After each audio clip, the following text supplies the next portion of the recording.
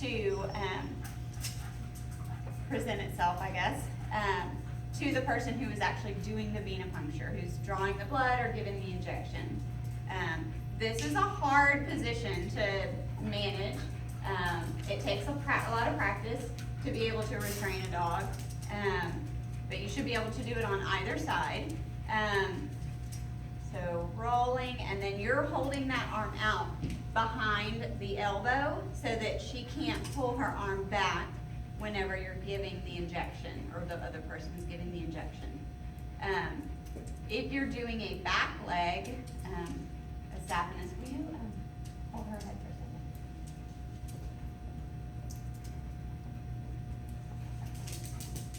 for a second? My sister. They have a great back leg thing, but it's really hard to see, especially on a hairy dog like this. You're going to use both hands around the leg, and you're going to hold off so that the person who's drawing the blood, because this one's hard to feel because it runs up along the leg. And so typically, of course, they'll wet it down with alcohol. But you're holding both hands around so that it's holding off that vein, and it makes it kind of stand up a little bit more whenever you're holding both arms around, or both hands around it. You're okay, you're doing good. But I think the biggest thing with restraint is that you have them one arm underneath their neck, one arm either around holding their abdomen or underneath holding their abdomen. And that's how you're restraining any animal. Mm-hmm. So I have a question. Whenever I was talking to you about this, you told me to like straddle the dog and then hold on. Is that another way you can do it? Say so typically, if we're not having to pull a dog out of a cage, yes. When we're drawing, like I was drawing blood before I came, you either hold the dog like this, and you typically will back them up to something so that they're not able to move, because that's a typical thing that dogs will do. And you'll either hold their head up so that we can get a jugular, or you'll do that and hold the vein out.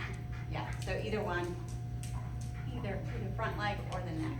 So yes, straddling is perfect. That's as long as you've got a dog that's not wiggling from the back end. So back them up into a corner, that way they don't have any place to go, and then you're ready to hold them up.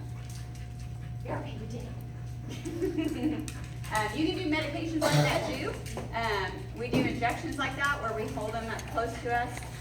Jackie, you're gonna have to grab him. Here, he's already on to me. There he goes.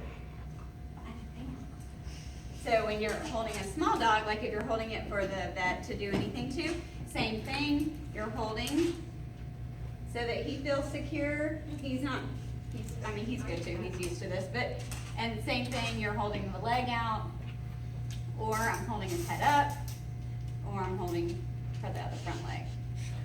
He's used to it. He's fine. He does not prefer this, where you hold him under his abdomen. So if the dog wiggles around and doesn't like it, then you just have to find the position that works. He prefers it like that.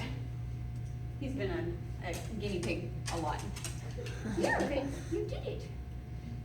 But same thing, like you could do this the same way for medications.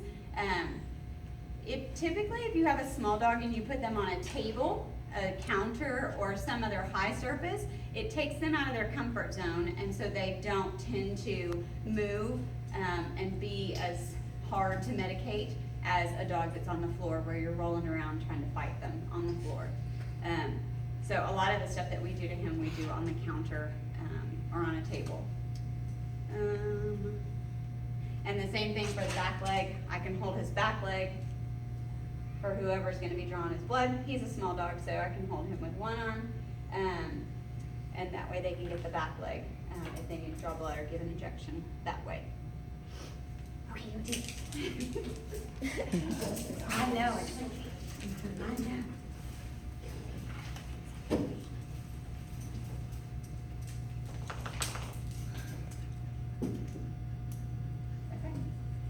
Fecal flotation, I don't have any of this stuff with me. Typically that's done, it's a stool sample that they take.